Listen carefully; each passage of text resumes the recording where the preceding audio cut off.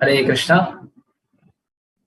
तो भगवान विराट पुरुष का वर्णन हो रहा है और कई सारे श्लोकों में वर्णन हुआ है। हमारे पास जितने ग्रंथ हैं, इतने शब्द हैं, भक्तों के द्वारा जितना भगवान का वर्णन है, ये जितनी भी चीज है, ये सभी चीजों को यदि हम समझने का प्रयास करें कि इसको मापा कैसे जा सकता है, तो श्रील प्रभुपाद जी के बड़े सुंदर तात्पर्य के पहली लाइन में उसका वर्णन किया गया है। और क्या वर्णन है, प्रभुपाद जी क्या वर्णन करते हैं वो देखेंगे।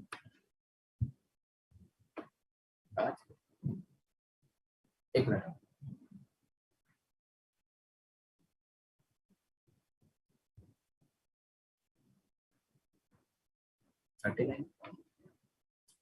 तो क्या वर्णन करते हैं प्रभुपाद जी। जैसे कई बार आप देखेंगे कि लोग बोलते हैं कि भगवान कौन है, भगवान कैसे हैं, क्या दिखते हैं, और भक्तों को ये ज्यादा चिंता होती है कि भगवान कैसे दिखते हैं, भगवान कौन है, और भगवान को कैसे समझ सकते हैं, है ना। और किसी भी वस्तु को हम समझने का प्रयास करते हैं तो समझने के साथ साथ क्या होता है, उस चीज का माप परिमाप और हर चीज को समझने का हम प्रयास कर सकते हैं। तो यहाँ पे भी भगवान विराट पुरुष का वर्णन हुआ है कि भगवान विराट पुरुष कैसे दिखते हैं, कैसे भगवान विराट पुरुष का जो शरीर है वो दिव्य है। तो हर चीज को यहाँ पे वर्णन किया है। प्रभुपाद जी बहुत सुंदर वर्णन करते हैं कि भगवान के शरीर को कैसे मापा जा सकता है, भगवान के ही माप से, और कोई मापना बना नहीं है आज तक, है ना। जैसे लोग कहते हैं कि भगवान को देखा है, भगवान को सुना है, भगवान को समझा है, तो फिर भगवान में विश्वास करो। लेकिन भगवान को कोई देख कैसे सकता है। श्रील प्रभुपाद जी बड़े सुंदरता के साथ बताते हैं कि भगवान क्यों अर्चा विग्रह रूप में आते हैं। ये जो आज के श्लोक में बताया गया है, ये देखिए पहली लाइन, भगवान के दिव्य शरीर की लंबाई तथा चौड़ाई उन्हीं के प्रमाप से मापी जा सकती है, कोई दूसरा माप बना ही नहीं। प्रभुपाद जी बहुत सुंदर ही वर्णन करते हैं अपने लेक्चर में, और कई सारे जगह पे प्रभुपाद जी वर्णन करते हैं कि भगवान अर्चा विग्रह के रूप में क्यों प्रकट होते हैं। उसका कारण क्या, उसका कारण है ये कि प्रभुपाद जी कहते हैं अगर भगवान आपके सामने आ गए और मान लो आपकी इच्छा हो गई कि आप भगवान को माला पहनाओ, कैसे पहनाओगे। आपको मान लो इच्छा हो गई कि भगवान को हम कपड़े पहनाएं, उनके चरण में तुलसी लगाएं, कैसे करेंगे, इतने विराट हैं भगवान। हाँ, भगवान की आंख जो है चंद्र और सूर्य, चक्षुरेश सविता सकल ग्रहाणाम राजा समस्त सुरमूर्ति रशेषते यस्य गया भ्रमत समृत काल चक्रो गोविंदम आदि पुरुषोत्तम। ब्रह्मा जी बताते हैं यह चक्षुरेव सविता सकल ग्रहाणाम, जिनके एक चक्षु से, एक चक्षु से, जिनके एक चक्षु से क्या होता है, सविता जो सूर्य है, सकल ग्रहाणाम वो सारे जितने भी प्लैनेटरी सिस्टम है, सभी प्लैनेटरी सिस्टम को क्या करता है, रोशनी देता है। वो भगवान की एक, यही विराट पुरुष का ही वर्णन। विराट पुरुष की आंख है जो है वो सूर्य और चंद्र है। तो यदि भगवान की किसी को सेवा करने की इच्छा हो गई, चलो किसी ने बोला भगवान आप जो है हमारे सामने प्रकट होइए, हमको आपकी सेवा, कैसे करोगे, इतने विराट भगवान है। यहाँ पे कुछ चीजों का वर्णन हुआ है जिसको आप देखिए। आगे कहते हैं क्योंकि वे संपूर्ण विराट जगत में सर्वव्याप्त हैं। भगवान जितने लोक हैं, अब इसका प्रमाण कहाँ से मिलता है कि भगवान इतने बड़े हैं, भगवान इतने बड़े हैं, इसका क्या प्रमाण है। तो इसका प्रमाण है बलि महाराज की लीला।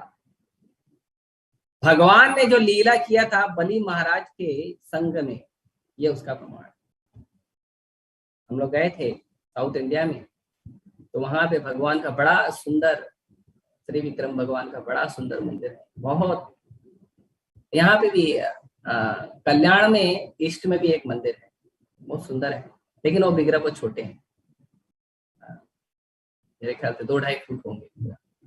लेकिन जो हम गए थे साउथ इंडिया में, इतने विशाल विग्रह है, कम से कम 2 माला इतना बड़े होंगे, विशाल विग्रह। और उनका एक पैर जो है जमीन पर है और दूसरा पैर एकदम स्ट्रेट, एकदम स्ट्रेट, और पैर के आखिरी छोर पे बलि महाराज का सिर है। बहुत सुंदर, इतना विशाल। अब उस भक्तों को सेवा करने के लिए भक्तों ने अपने विचार के अनुमान के हिसाब से एक बड़ा विशाल विग्रह बनाया। वो देखते हैं तो इतना अचंभित लगता है, आप सोचिए। वो जब हम देखते हैं तो इतना अचंभित लगता है कि अरे भगवान का इतना विशाल विग्रह है, भगवान इतने विशाल हैं, है ना। आप देखिए गणपति का समय चल रहा है, तो आप लोग देखते होंगे कि जो गणपति के समय में लोग क्या करते हैं, अलग अलग गणपति लेके आते हैं। कोई छोटी लेके आता है, कोई बड़ी लेके आता है ना। तो सब लोग अलग अलग गणपति लेके आते हैं।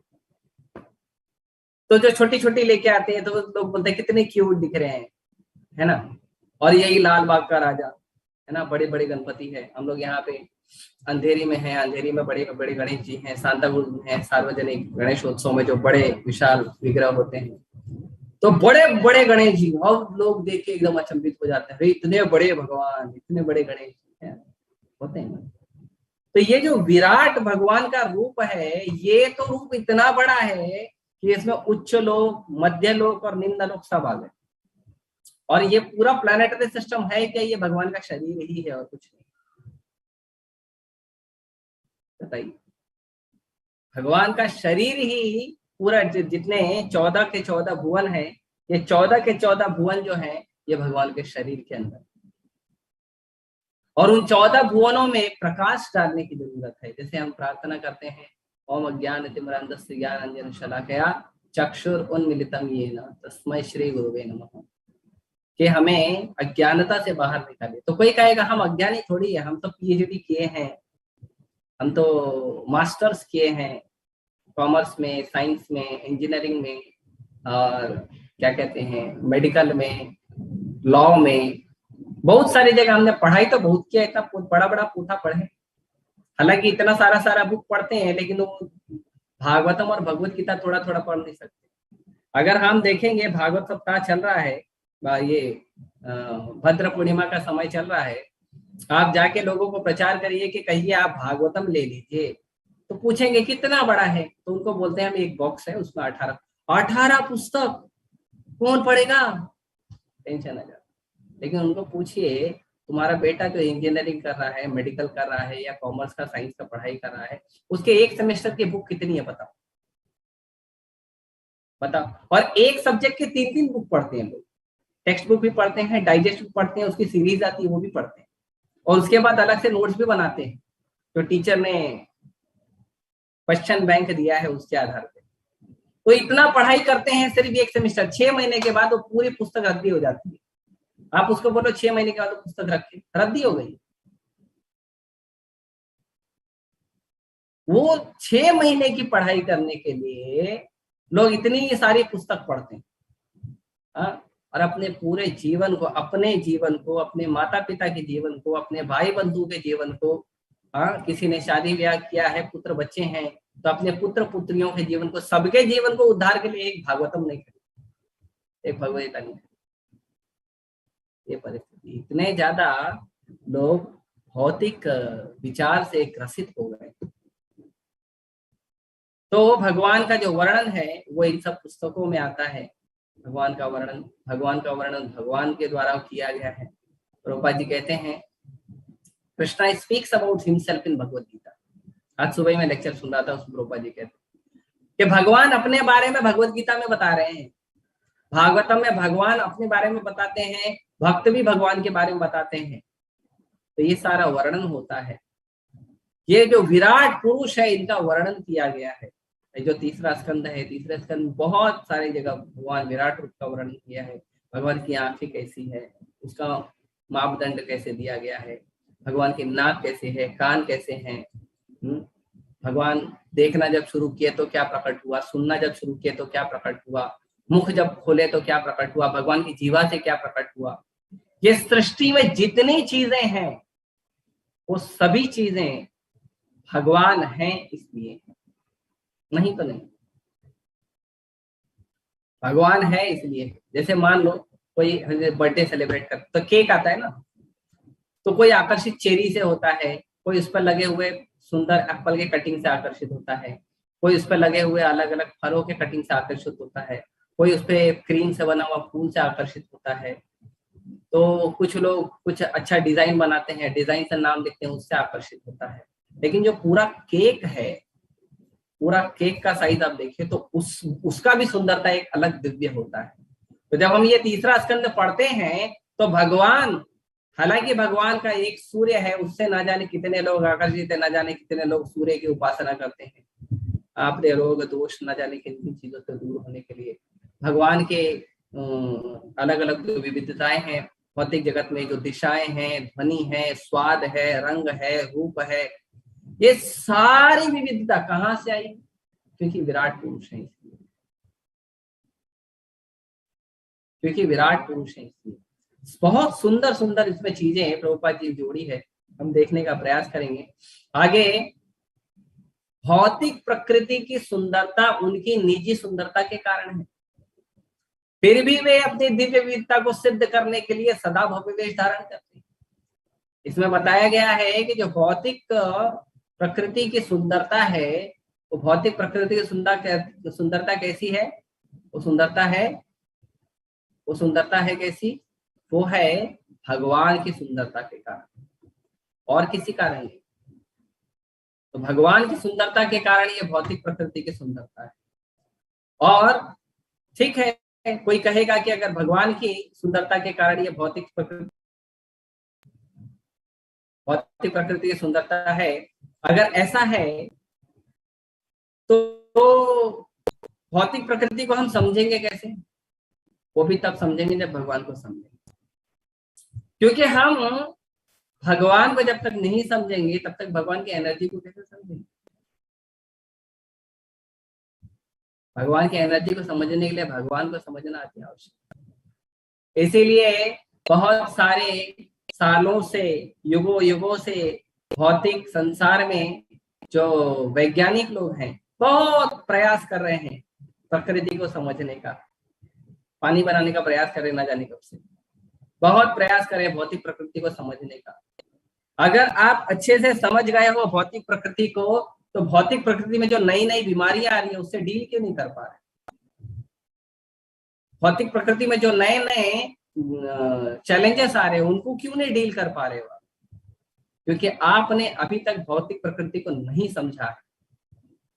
बड़े बड़े कवि आते हैं, बड़े बड़े लोग आते हैं, वो समझने का प्रयास करते हैं, वो एक एक उपमाएं देते हैं, बहुत सुंदर शब्दों की, जो शब्दों को बुनकर वो बहुत सुंदर तरंगे बनाते हैं अपने कविताओं में। इतना होने के बावजूद भी जब उनके स्वयं के जीवन में परेशानी आती है तो वो कर नहीं सकते, उसको संभाल नहीं पाते। क्या कारण है? कारण ये है कि आप इस प्रकृति के, भौतिक प्रकृति के कुछ छोटी छोटी विविधताओं को समझे हो, कुछ छोटी छोटी सुंदरताओं को समझे हो, कुछ छोटी छोटी चीजों को समझे हो, लेकिन जो उसका आधार है उसको नहीं समझ पाए हैं। और उसका आधार कौन है? इस श्लोक में बताया गया, उसका आधार है भगवान। बहुत सुंदर है, देखिए बहुत सुंदर है ये शब्द जो है। कोई व्यक्ति कहेगा what is the proof, you can show the proof. आप देखिए ये प्रूफ को, भौतिक प्रकृति की सुंदरता उनकी निजी सुंदरता के कारण है।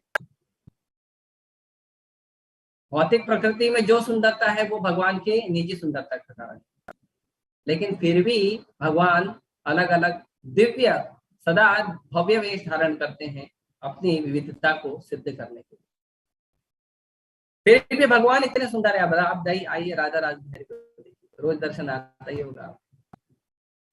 राधा राज बिहारी, जो भी व्यक्ति आता है दर्शन करने के लिए, कई बार क्या होता है कि हम लोगों से मिलते हैं और हम लोगों को बोलते हैं हम इस्कॉन मंदिर से हैं और हम भक्ति का प्रचार करते हैं, तो आपका नंबर दीजिए, हम आपको भगवान का सुंदर फोटो भेजेंगे। तो जैसे ही हम फोटो भेजते हैं तो कई बार लोगों का ऐसा ऐसा रिएक्शन आता है, वो सीधा एक हृदय भेज देते हैं, वो तो होता है ना स्माइली, छोटा सा स्माइली में हृदय बना हुआ रहता है, वो हृदय तुरंत भेज देते हैं, तो उनका हृदय आ गया भगवान की सुंदरता देख के। इतने सुंदर है राधा रास बिहारी, सीताराम लक्ष्मण हनुमान गौर निताई। तो ये पूरी प्रकृति में जितनी भी सुंदरता है, ये सुंदरता आई है भगवान से। इसीलिए प्रभुपाद जी कहते हैं कि सृष्टि में ऐसा कोई वस्तु नहीं है जो भगवान से नहीं आया है। इस सृष्टि में जो कुछ भी हो रहा है वो सब कुछ भगवान के द्वारा पहले से किया जा चुका है, सब कुछ भगवान से ही प्राप्त हो रहा है। अच्छा, तो लेकिन भक्त लोग कहते हैं कि भगवान की लीला में, भगवान की कथा में, भगवान के साथ संबंध में आनंद है, तो यदि ये चीजें भगवान से आ रही हैं तो इसमें आनंद क्यों नहीं? प्रश्न ये भी उठेगा कि यदि ये चीजें भगवान से आई हैं और भगवान की लीलाओं में भगवान के जो संबंध है उसमें आनंद है, तो इसमें आनंद क्यों नहीं? प्रभुपाद जी बताते हैं नेक्स्ट ऑफ इंस्ट्रक्शन में, बताते हैं कि हमारी जीवा को अविद्या की बीमारी नहीं। हमने तो बहुत सारी बुक पढ़ी है, जैसे भी चर्चा कर रहे हैं, बहुत सारी बुक पढ़ी है, हाँ, लेकिन वो पुस्तकें ज्ञान की पुस्तकें नहीं, वो कुछ कला सीखने की पुस्तकें, ज्ञान नहीं। उसमें कलाएं हैं। क्या कला है? पैसा कैसे कमाना चाहिए, संसाधन कैसे जमा करना चाहिए, हमें गाड़ी चाहिए, बंगला चाहिए, फ्रिज चाहिए, उसको कैसे जमा करना चाहिए, कैसे ही चीजों को अपने साथ संभाल कर रखना चाहिए, लोगों से कैसा, भौतिक लोगों से भौतिक व्यवहार कैसा करना चाहिए, ये सबका ज्ञान उसके अंदर। भौतिक प्रकृति के अंदर भौतिक सुंदरता हमारे भौतिक आकर्षण को बढ़ाने के लिए किस तरह से सहयोग करती है, उसका ज्ञान, आध्यात्मिक ज्ञान। भगवान आध्यात्मिक ज्ञान किसे कहते हैं? भगवत भगवान बताते हैं क्षेत्र क्षेत्रज्ञ च ज्ञानम यत्त ज्ञानम। भगवान बोलते हैं मेरा मत है कि जो व्यक्ति क्षेत्र और क्षेत्रज्ञ ये दोनों को अच्छी तरह से जानता है वो व्यक्ति ज्ञानी है। दूसरा श्लोक इसके बाद का, और तो बाकी चीजें क्या है? भगवान कहते हैं बाकी सब अज्ञान, बाकी ज्ञान है ही। तो ज्ञान का अर्थ होता है आध्यात्मिक ज्ञान। इसीलिए यहाँ पर और एक चीज का वर्णन हुआ है, इसको यदि हम समझने का प्रयास करेंगे तो कहते हैं फिर भी वे अपनी दिव्य विद्या को सिद्ध करने के लिए सदा भव्य वेश धारण करते हैं और अलंकृत रहते हैं। भगवान हमेशा सुंदर रहते हैं, जो आध्यात्मिक ज्ञान की प्रगति के लिए अत्यधिक महत्वपूर्ण है। तो आध्यात्मिक ज्ञान की प्रगति कैसे होगी? आध्यात्मिक ज्ञान की प्रगति होगी जब हम भगवान की सुंदरता को समझने का प्रयास करेंगे, भगवान को देखने का। अच्छा, इसमें एक और शब्द आया जिस शब्द को मैं थोड़ा और चर्चा करूंगा, वो ये है कि और अलंकृत रहते हैं। भगवान सदा भव्य वेश धारण करते हैं और अलंकृत, भगवान सुंदर रहते हैं। तो हमारे घर में भी जब भगवान विग्रह के रूप में आते हैं, मंदिर में, समाज में से समाज का बड़ा मंदिर होता है, ऐसे इस्कॉन बड़े बड़े मंदिर बना रहा है, समाज के लिए मंदिर है, तो उसमें भी जब भगवान आते हैं, भगवान एक तो किसी आचार्यों की, किसी भक्त की पुकार सुनकर प्रकट होते हैं अच्छा विग्रह के रूप। क्यों प्रकट होते हैं? क्योंकि हम इतने बड़े विशाल विराट रूप को माला नहीं पहना सकते, कुंडल नहीं पहना सकते। कुंडल से एक छोटा सा भगवान का दिव्य लीला याद आया। एक बार रावण गए थे और बलि महाराज को बोले कि आप जो है महाराज, तो उनको कहा कि आप असुर राज हैं, तो आप असुर राज हैं, आपको असुरों का संग देना चाहिए, असुरों को सहयोग करना चाहिए। तो बलि महाराज ने बोला हाँ करेंगे, क्यों नहीं करेंगे। तो क्या सहयोग करना है? सहयोग ये करना है कि वो 2 वनवासी लड़के आए हैं मुझसे युद्ध करने और उनका पराक्रम बहुत है, तो मैं चाहता हूं कि तुम मुझे सहयोग करो उन दोनों वनवासी लड़कों से लड़। कौन वनवासी है? परम पुरुष भगवान श्री राम और भगवान श्री लक्ष्मण। तो उनसे लड़ने के लिए मुझे मदद करो। बलि महाराज कहे जरूर करेंगे। लेकिन उसके पहले मैं छोटा सा उदाहरण दिखाना चाहता हूँ, आप जरा आएंगे मेरे साथ। मैंने आपका भी पराक्रम देखा है, मैं आपके पराक्रम की थोड़ा समझना चाहता हूँ। तो रावण तो ऐसे अहंकारी था, और भौतिकवादी अहंकारी होते ही थोड़ा सा गुणगान करते तो उनका सीना 56 इंच से क्या कहते हैं 112 इंच का हो जाता। तो बहुत अहंकारी था। बोला चलो गया वो। बलि महाराज उसको एक सोने का पर्वत दिखा, बहुत विशाल सोने का पर्वत। बलि महाराज ने कहा सुना है तुमने कैलाश उठा लिया शिव जी के साथ। बोला हाँ उठाया था, हालांकि उठा नहीं पाया था, लेकिन अहंकारी लोग हैं, थोड़ा सा हिला दिया था तो उसको लगा है उसकी। जैसे उसने उठाया था, कैलाश के नीचे हाथ डाल के शिव जी ने पैर रखा, उसका हाथ चपड़ गया। तो जोर से चिल्लाया था, इतना जोर से चिल्लाया कि उसका नाम ही रावण पड़ गया। तो हाँ मैंने उठाया था। तो ठीक है, आपने इतना बड़ा कैलाश उठा लिया शिव जी के साथ, एक काम करो एक सोने का पर्वत उठा दो, ये मुझे उठाकर दिखाओ, मैं तुम्हारा पराक्रम देखना चाहता हूं। रावण गया, अहंकार में उस सोने के पर्वत को उठाने का प्रयास किया। उठाना तो दूर है, उसको हिला भी नहीं पाया। पहले बहुत प्रयास किया, प्रयास करने के बाद जब पूरा पसीने से लथपथ हो गया, तो लथपथ होने के बाद बलि महाराज ने क्या है, तो बलि महाराज ने कहा कि मेरे परदादा दादा है प्रहलाद महाराज, बलि महाराज पुत्र हैं विरोचन के, विरोचन पुत्र हैं प्रहलाद महाराज के, और प्रहलाद महाराज पुत्र हैं हिरण्यकशिपु। तो बलि महाराज ने कहा कि जो मेरे परदादा है असुर राज हिरण्यकशिपु, वह असुर राज हिरण्यकशिपु ने एक बार भगवान विष्णु से जो है दुश्मनी मोली, और भगवान विष्णु नरसिंह रूप में प्रकट हुए और उसको फाड़ दिए, खत्म कर दिए, मार दिए। और ये जब मारे थे तो हिरण्यकशिपु बहुत छटपटाया था, तो उसका कान का कुंडल गिर गया था, वो यही है। तो मेरे परदादा जिनको भगवान विष्णु ने नरसिंह अवतार लेके मार दिया, वो मेरे परदादा के कान का कुंडल ये है। तो जिस जिस कान के कुंडल को तुम उठा ना सके, जिसको मेरे परदादा कान में पहनते थे, और वो परदादा को मारने वाले जो भगवान विष्णु है, वही राम का अवतार लेके आए, वही राम का अवतार लेके आए हैं। दुश्मनी मत लो, सरेंडर कर लो। तो शरणागति सिखाया वो, लेकिन क्या करें, असुर हैं, असुर सुनते हैं। आप भी जाइए, हजारों जगह प्रचार करिए, आप उनको डिफीट भी कर दोगे ना तो भी वो भक्ति नहीं करेगा। भौतिक आसक्ति इतनी प्रगाढ़ है। क्यों प्रगाढ़ है? क्योंकि ऐसी भगवान की सुंदर मधुर लीलाएं ना वो सुनते हैं ना वो पढ़ते हैं। हमारे में अंदर भी कभी कभी आकर्षण आ जाता है, भौतिक आकर्षण। क्यों आता है? क्योंकि जब हम भगवान की लीलाएं सुनने और पढ़ना बंद करते हैं, हरिनाम जप करना ध्यान पूर्वक कम कर लेते, तब हमारा आकर्षण बढ़ जाता है। क्योंकि या तो हम कृष्ण की सेवा करेंगे या तो हम माया की सेवा करेंगे, दोनों में से एक। हम तो सेवक हैं इटरनल, तो सेवा तो करनी है, या तो कृष्ण की करेंगे या तो माया की करेंगे। तो भगवान विराट पुरुष इतने विराट हैं, इतने विशाल हैं। तो भगवान विराट पुरुष को यदि आपको माला पहनाना है तो क्या पहना, कैसे पहनाओगे? पहले देखोगे तो चेहरा कहाँ है भगवान का, चेहरे के नीचे गला दिखेगा, और गले पर फिर माला पहनाओगे, दिखेंगे कैसे?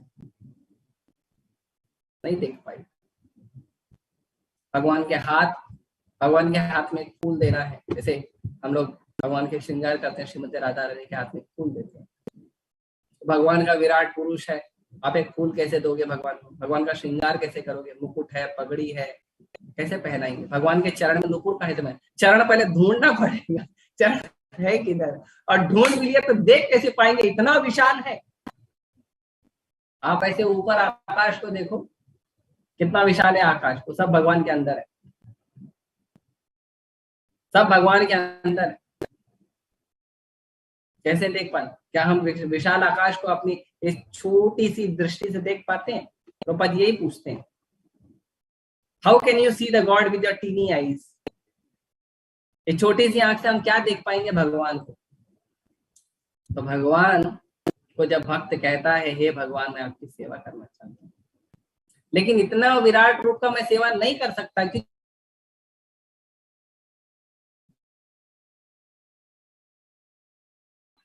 भक्त की। गोपाल भट्ट गोस्वामी भगवान की सेवा करना चाहते थे, तो भगवान श्री श्री राधा रमण देव जी प्रकट हो गए शालिग्राम से। ऐसे भगवान आ जाते। भगवान सनातन गोस्वामी से सेवा लेना चाहते थे, तो ब्राह्मण को सपने में दर्शन दिए, बोले मुझे सनातन को दे, सनातन के साथ रहना चाहते। सनातन गोस्वामी भगवान को सूखा रोटी खिला रहे,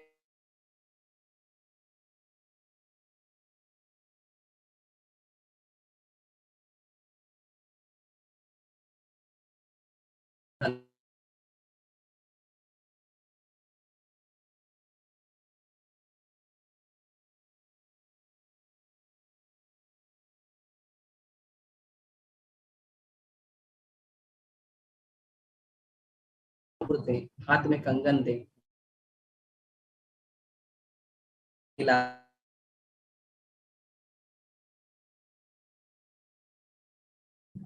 भगवान को भोग अर्पण करें। अभी मान लो हमको भोग लगाना, भगवान को भोग लगाना, भगवान विराट पुरुष में खड़े, किसको भोग लगा रहे? आपको कैसे पता? भगवान देख भी नहीं पाएंगे हम लोग, कैसे भोग लगाएंगे? तो भगवान छोटे से सुंदर रूप में आते हैं ताकि हम भगवान को भोग लगा सकें। ये सारा कारण है कि भगवान अर्चा विग्रह रूप में आते हैं। कई बार लोग कहते हैं कि तुम्हारे जो ये पत्थर का मूर्ति ये है, वो उनके लिए पत्थर है। हमारे श्री श्री जगन्नाथ बलदेव सुभद्रा महारानी उनके लिए है, हमारे लिए नहीं, हमारे लिए भगवान।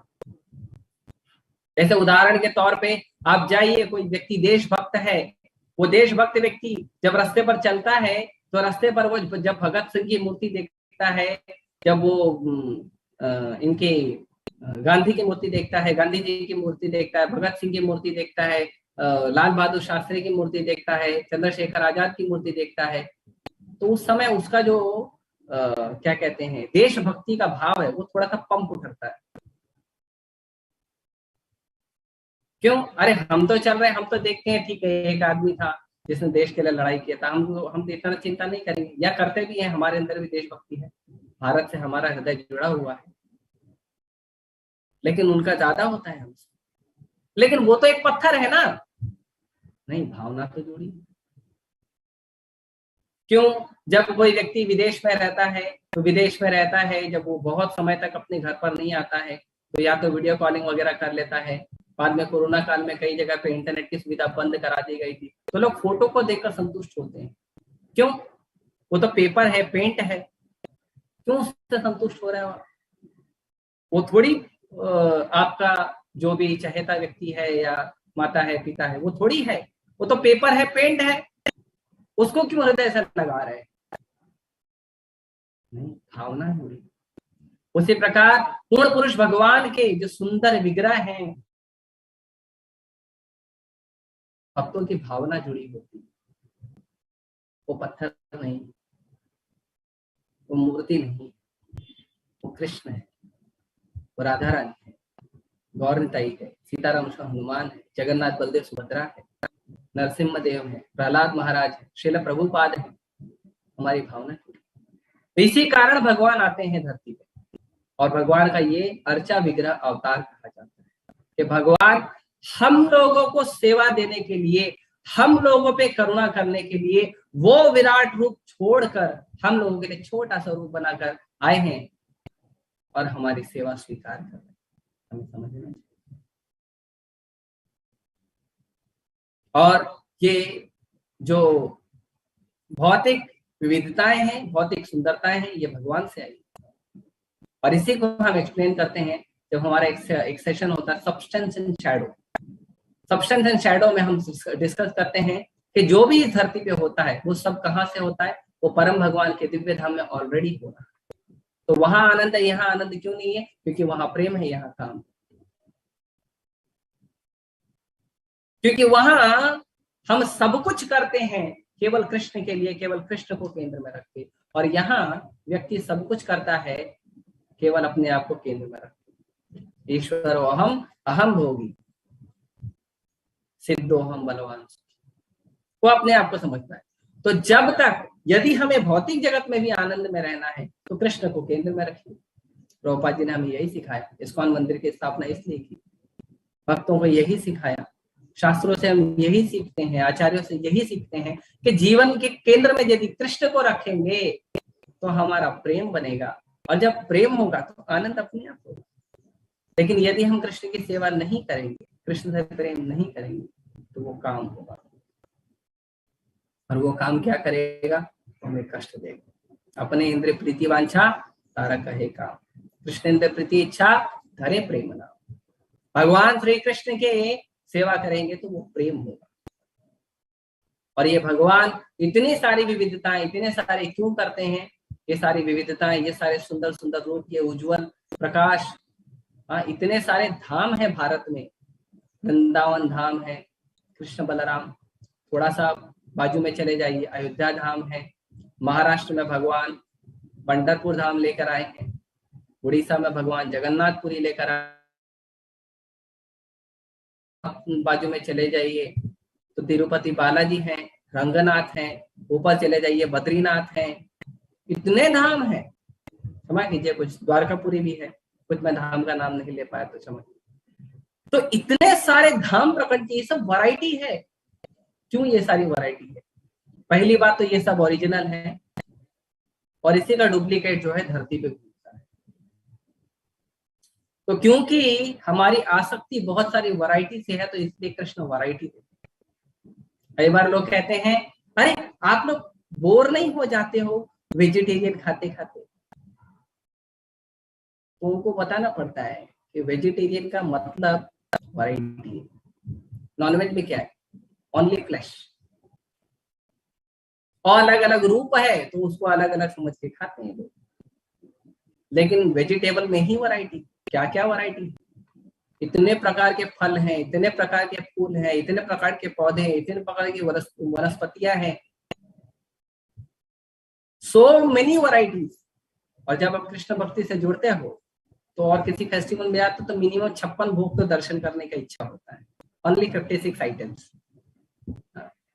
और आप जब जन्माष्टमी में आते हैं, प्रभुपाद जी के प्राकट्य दिवस पे आते हैं, आज भक्ति चारू महाराज जी का प्राकट्य दिवस है, उसमें आते हैं, ऐसे किसी महाराज के वैष्णव के आविर्भाव तिरुभाव दिवस में आते हैं, तो आप देखते हैं कि वो 56 नहीं है, वो मल्टीप्लाई हो गया है 4-5 गुना, 102, 105, 1000, 2000।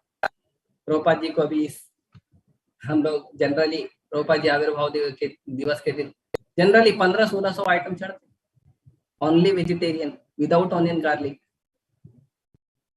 तो ये सारी विविधता कहाँ से आई है? कृष्ण से आई है।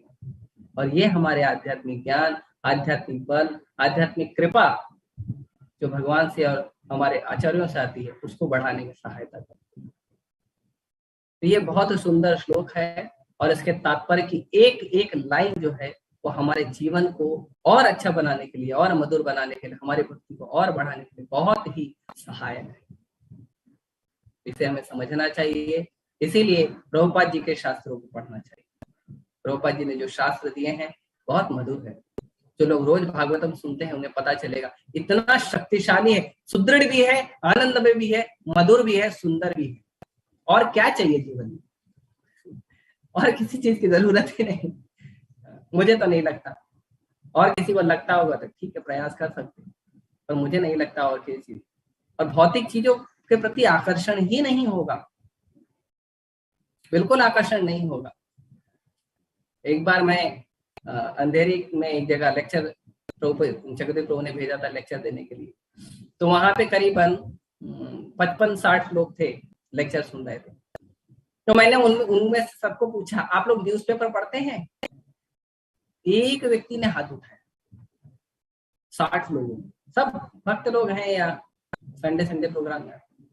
मैंने बोला अच्छा आप रोज पेपर पढ़ते हैं? नहीं, हफ्ते में एक दिन टाइम्स ऑफ इंडिया पढ़ना। बताइए कौन आकर्षित होगा? ये भौतिक जो चीजें हैं जिसमें न रस है न कुछ है, मान बैठे हैं उसके अंदर आनंद है, और मान बैठे के हिसाब से आनंद लेने का प्रयास करें, कौन देखेगा? और ये जो रोज रोज भागवतम क्लास होता है, भगवद गीता क्लास होता है, चैतन्य चैतन्य क्लास होता है, अलग अलग प्रकार के भक्त है, सब भक्तों का अपना भाव है, सब भक्तों की अपनी शैली है, इतनी वैरायटी है। ये सारी वैरायटी सुनने के बाद बिल्कुल आकर्षण नहीं है। कोई गलती से न्यूज चैनल चालू भी कर देता तो मुझको बोलते बंद कर, परेशान कर रहा है। 2-3 घंटे का एपिसोड लोग पूरे दिन भर में 2-3 घंटे के एपिसोड जो है वो लोग रिकॉर्ड करते हैं और 24 घंटा चलाते हैं। एक एक एपिसोड 3-3 4-4 बार आता है, बताइए क्या वैरायटी होगी? They don't have any variety. But in spiritual life आप देखिए भगवान के धाम से अनलिमिटेड वैरायटी आती है। चाहे आप वृंदावन की बात करो, चाहे आप अयोध्या की बात करो, जगन्नाथपुरी की बात करो, द्वारकापुरी की बात करो, रामेश्वरम की बात करो, जो साउथ में मंदिर है उनकी बात करो, तिरुपति बालाजी, रंगनाथ की बात करो, पंढरपुर की बात, अनंत लीलाएं हैं। किसी एक भक्त को धाम से पकड़ लो, आपको जीवन भर सुनाएगा लीला भगवान, इतनी लीलाएं, so many variety, so many bless, so many no, अब मैं भी वर्णन नहीं कर पा रहा। तो इतनी सारी चीजें, तो इन चीजों को हमें समझना चाहिए, सीखना चाहिए, भगवान का नाम जप करिए और भागवतम पढ़ना चाहिए। मैं भी प्रयास कर रहा हूँ, आप लोग भगवान से प्रार्थना लीजिए, आशीर्वाद दीजिए मुझे, मैं भी थोड़ा एक एक कदम जो अपने अधिकारी अपने गुरु के कृपा से चलने का प्रयास कर रहा हूँ, तो उसके लिए आप लोग आशीर्वाद दीजिए। तो आज अपने शब्दों को विराम दूंगा। हरे कृष्ण।